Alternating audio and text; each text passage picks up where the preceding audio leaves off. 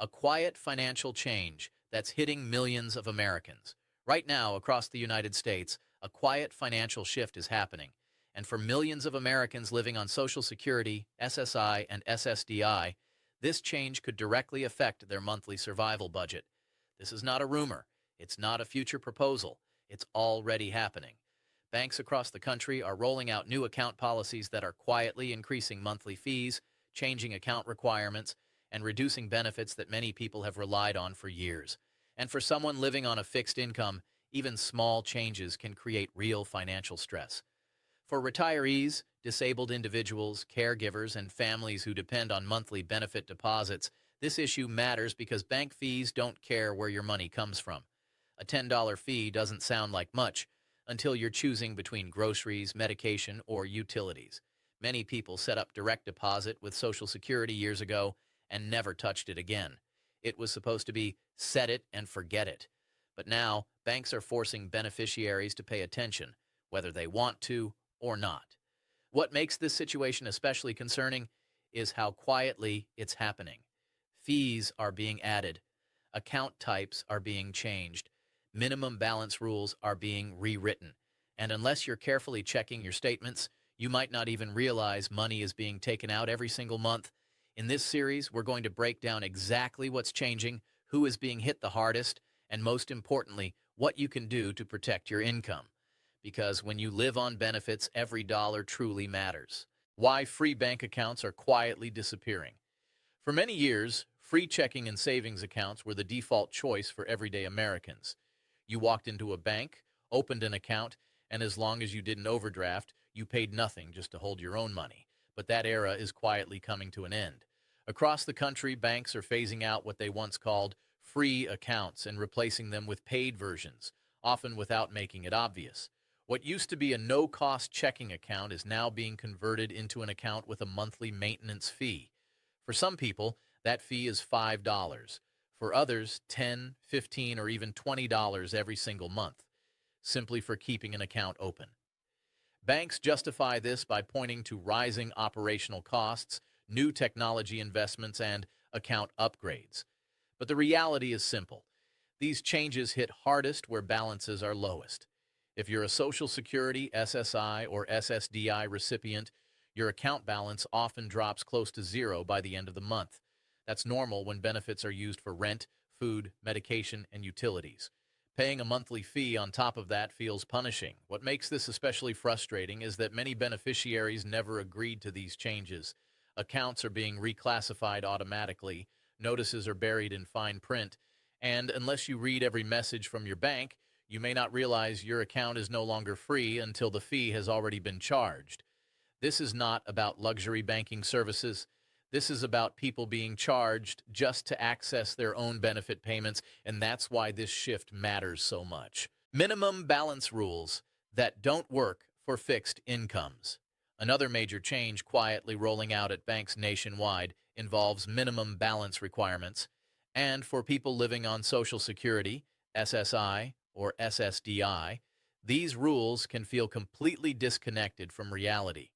For years, many checking accounts proudly advertised no minimum balance. That feature mattered. It allowed beneficiaries to use their money when they needed it without fear of penalties. Now, many banks are eliminating those accounts. Instead, they're requiring customers to keep a set amount of money in their account at all times. Sometimes it's $100, sometimes $500, in some cases $1,000 or more. And if your balance drops below that number, even briefly, a fee is triggered.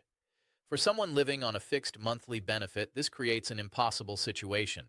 If your Social Security check is $900 or $1,000 a month, that money is already allocated before it even arrives. Rent, groceries, medications, utilities, there is no extra cash just sitting around. Being told to park money in an account you're not supposed to touch simply doesn't match how real people live. And here's the cruel irony. The moment you actually use your money to survive, the bank penalizes you for it. These fees aren't about reckless spending. They're about normal, necessary living expenses, yet the system treats them like a mistake. For many beneficiaries, minimum balance rules quietly drain money month after month, not because they did anything wrong, but because the banking system was never designed for people living on limited, predictable incomes. That's why understanding these rules is critical, because once fees start, they rarely stop on their own. Paper statement fees, small charges that add up. Fast, one of the most overlooked bank fees hitting Social Security, SSI, and SSDI recipients today is the paper statement fee. It sounds minor. It feels optional. But over time, it quietly drains money from people who can least afford it. Many banks now charge customers simply to receive a paper statement in the mail. The fee is usually $3 to $5 per month. Some banks don't highlight it clearly. Others add it automatically unless you take action to opt out. For seniors, this fee hits especially hard. Many older Americans still rely on paper statements because they're familiar, easy to read, and tangible. Not everyone is comfortable logging into apps, remembering passwords, or navigating online banking systems, and yet that preference now comes with a price tag. What makes this fee particularly frustrating is the cost gap. Printing and mailing a statement costs the bank only pennies, but customers are charged several dollars for that same service. Multiply that by thousands of account holders, and it becomes a steady profit stream for financial institutions. For someone living on a fixed income, $5 a month may not sound like much, but over a year, that's $60. That's groceries, that's prescription copays, that's gas money. And because the fee is small, it often goes unnoticed. It blends into the statement itself, the very document you're paying to receive. Paper statement fees represent a larger pattern, small charges designed to be ignored. But when every dollar matters, ignoring them is no longer an option. Understanding this fee and knowing how to avoid it can immediately put money back into your pocket. How banks are quietly removing senior account perks. For decades, many banks offered small but meaningful perks designed specifically for older Americans. These weren't luxury benefits. They were simple acknowledgments that retirees often live on fixed incomes and need stability, not surprises. Those perks are now quietly disappearing. Some banks once offered slightly higher interest rates on checking or savings accounts for seniors. Others waived certain fees, lowered balance requirements, or provided more flexible account terms. Individually, these benefits didn't amount to much money, but together they showed consideration for people who had spent a lifetime saving and contributing. Today, many of those senior-specific advantages are being phased out. Banks are standardizing accounts across all age groups, removing special categories that once protected older customers. Interest rate bonuses are being eliminated. Fee waivers are quietly expiring, and accounts that once felt tailored now feel indifferent. From the bank's perspective, the financial impact may seem insignificant. A fraction of a percent in interest doesn't change corporate profits, but for a retiree earning only a few dollars of interest a year, losing even that small return feels personal. What makes this change especially troubling is the message behind it. Seniors are not asking for special treatment. They're asking for fairness, for banking rules that recognize fixed incomes, predictable deposits, and limited flexibility. Instead, many are being treated like any other customer, despite vastly different financial realities. These disappearing perks are another reminder that banks are adjusting their priorities. And without awareness, seniors may lose benefits they didn't even realize were quietly taken away. How these small fees add up over a full year. When banks talk about new fees, they often describe them as small or minimal. $5 here, $10 there. On paper, each charge looks manageable. But for people living on Social Security, SSI, or SSDI, the real damage shows up over time. Let's break it down. A monthly maintenance fee of $10 doesn't feel catastrophic until you multiply it by 12 months. That's $120 gone in a year. Add a paper statement fee of $5 a month, and that's another $60. One minimum balance penalty here, another there, and suddenly you're looking at $200 or more disappearing annually. For someone on a fixed income, $200 is not spare change. That money could cover prescription medications, help with utility bills, or provide a small cushion for emergencies. Instead, it's quietly transferred from benefit recipients to bank profit margins. What makes this even harder is that these fees often don't arrive all at once. They appear gradually. A new charge one month, another adjustment the next. Because the changes are spread out, many people don't realize how much they're losing until months later, if they notice at all. This slow erosion is exactly why these fees are so effective and so harmful. They don't cause immediate outrage, they cause long-term strain. For beneficiaries already budgeting down to the dollar, losing even $15 or $20 a month can force painful trade-offs. Over a year, those trade-offs become a pattern, and that pattern can undermine financial stability entirely. Who is being hit the hardest by these bank changes? While these new bank fees affect many Americans, they do not hit everyone equally. Some groups are feeling the impact far more sharply, and they are the people least able to absorb it. At the top of that list are seniors living solely on Social Security retirement benefits.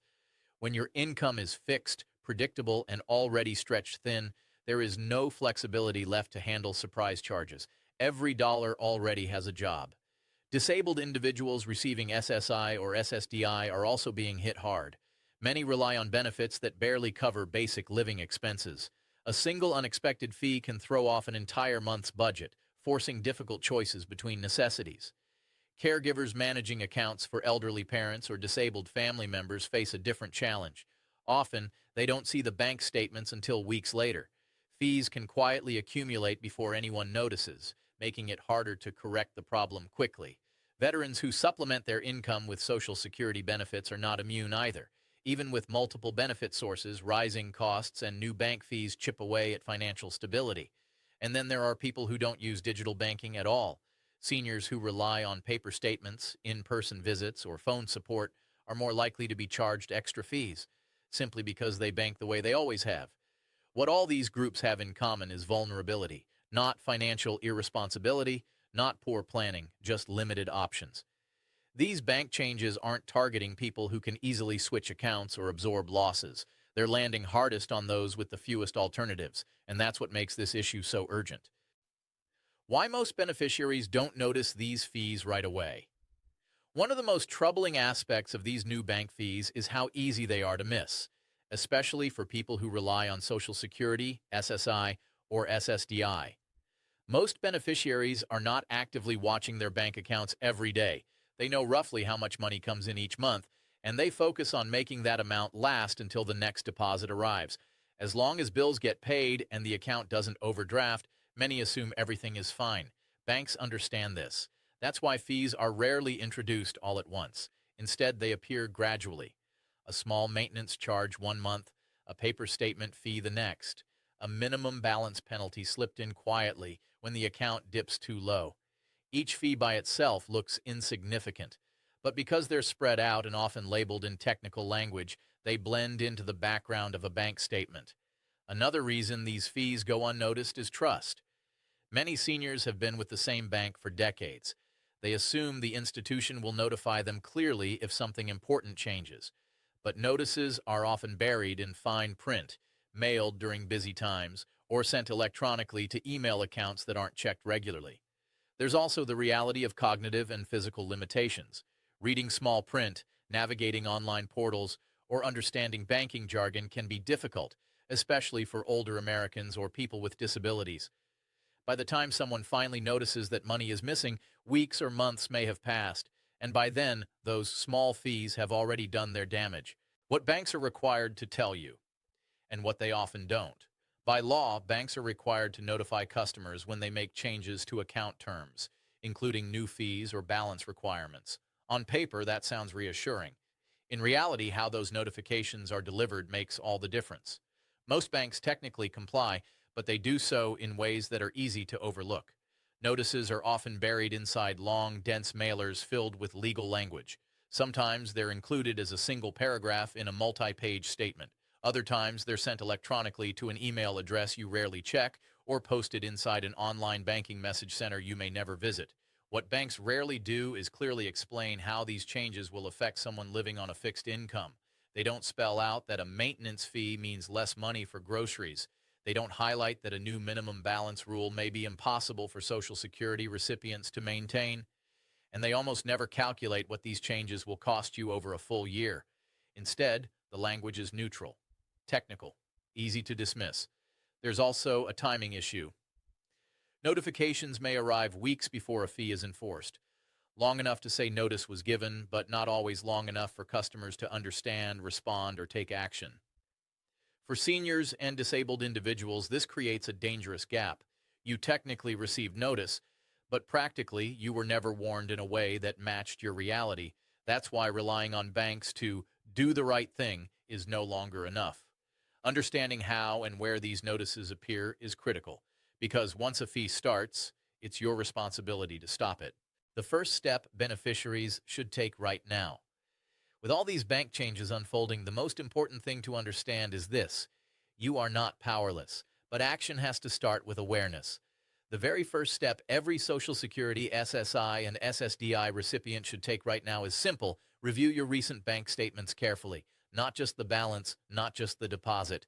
Look line by line for anything new or unfamiliar: monthly maintenance fees, paper statement charges, minimum balance penalties. Even small amounts matter. Many people assume fees are a one-time mistake. They're not. Once a fee appears, it usually repeats every month unless something changes. That's why catching it early is critical. If you spot a charge you don't recognize, don't ignore it. Write it down, circle it, add it up across multiple months. You may be surprised how much money has already been taken. The next step is to contact your bank directly. Ask clear, direct questions. Is my account still free? Has my account type changed? What fees am I being charged now, and why? Request clear answers, not vague explanations. If possible, ask for confirmation in writing or take notes during the call, including the date and the representative's name. This process may feel uncomfortable, especially for people who dislike confrontation, but this isn't about arguing. It's about protecting your income. Because when you live on benefits, every dollar lost to unnecessary fees is a dollar you don't get back unless you stop it. Why credit unions are becoming a lifeline for many beneficiaries. As traditional banks continue raising fees and tightening account rules, many Social Security, SSI, and SSDI recipients are discovering an alternative that feels very different: credit unions. The biggest difference starts with structure. Credit unions are member-owned, not profit-driven. That means their primary goal isn't maximizing fees, but serving the people who hold accounts there. For beneficiaries living on fixed incomes, this distinction matters. Many credit unions still offer truly free checking accounts. No monthly maintenance fees, no minimum balance requirements, no penalties for letting your account drop low at the end of the month. Your benefit check comes in, you use it to live, and you're not punished for doing so. Another advantage is flexibility. Credit unions tend to be more understanding when accounts are funded by government benefits. Staff are often trained to work with seniors, disabled individuals, and caregivers, and conversations feel more human, less transactional. Paper statements are also more commonly offered without extra charges, which is critical for older members who prefer traditional banking methods. And when problems arise, credit unions are often easier to reach and more willing to resolve issues without jumping straight to fees. Of course, credit unions aren't perfect. Not every location offers the same services, and branch access may be more limited. But for many beneficiaries, the trade-off is worth it. At a time when big banks are quietly extracting money from people who can least afford it, credit unions are becoming a place of financial relief, not because they promise more, but because they take less. Direct Express, an option many beneficiaries overlook. For many Social Security, SSI, and SSDI recipients, there is one option that rarely gets discussed, even though it was designed specifically for them. That option is Direct Express. Direct Express is a prepaid debit card program created for people who receive federal benefits. Instead of depositing your check into a traditional bank account, your monthly benefits are loaded directly onto this card. What makes Direct Express different is what it doesn't include. There are no monthly maintenance fees, no minimum balance requirements, no risk of penalties just because your balance drops low at the end of the month. For beneficiaries who use nearly every dollar of their check, that alone can be a major advantage. Another important feature is simplicity. There's no credit check to apply, no account tiers, no surprise reclassifications. The card exists for one purpose: to deliver benefit payments securely. For people who have struggled with bank fees, account closures, or overdraft issues, Direct Express can feel like a financial reset. Your benefits come in, you use them, and you're not punished for living on a fixed income. However, Direct Express isn't perfect for everyone. Some people prefer having a traditional checking account. Others want broader services like check writing or in-branch support, and customer service experiences can vary. Still, for beneficiaries who feel trapped by bank fees, Direct Express is worth considering. especially as a temporary solution while exploring other options. The key point is this: you are not required to stay with a bank that keeps taking money from your benefits. Direct Express exists to give recipients another path, one built around stability, not fees. What you must do before switching accounts or payment methods for beneficiaries who decide that bank fees have gone too far: switching accounts can be a smart move, but it's not something that should be rushed. Before making any changes, timing matters. If your Social Security, SSI, or SSDI benefits are deposited directly into a bank account, that connection runs through the Social Security Administration. Changing banks without coordinating properly can lead to delayed or missed payments, and for someone living month to month, that risk is serious. The first step is to confirm exactly when your next benefit payment is scheduled to arrive. If a deposit is only days away, it may be better to wait until that payment clears before making changes. Next, contact Social Security directly, either online through your My Social Security account or by phone, to update your direct deposit information correctly. Never assume your bank will handle this for you. Documentation is critical during this process. Save confirmation numbers, write down dates, keep copies of emails or letters. If something goes wrong, records are your protection. It's also wise to keep your old account open temporarily, even if you plan to close it later. This overlap period acts as a safety net, ensuring your benefits arrive as expected before you fully transition. Switching banks or payment methods can reduce fees and restore control, but only if done carefully. A rushed move can create stress instead of relief. The goal is not speed. The goal is stability.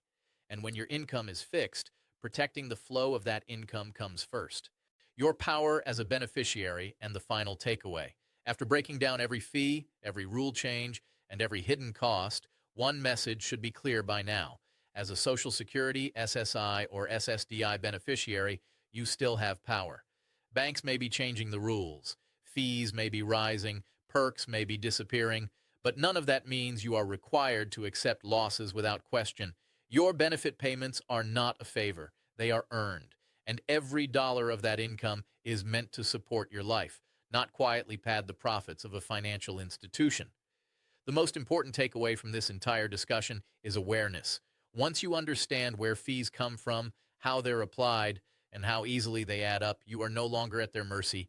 You can review your statements, you can ask direct questions, you can demand clarity, you can choose a different financial institution, you can switch to options designed for people living on fixed incomes, and perhaps most importantly, you can talk about it. Many beneficiaries assume they are alone in dealing with these issues. They are not. Millions of Americans are facing the same quiet pressure, and the more people understand what's happening, the harder it becomes to ignore. This isn't about fear. It's about preparation. It's about making sure that your money works for you, not against you. Because when you live on benefits, every dollar matters, and protecting those dollars is not just smart, it's necessary.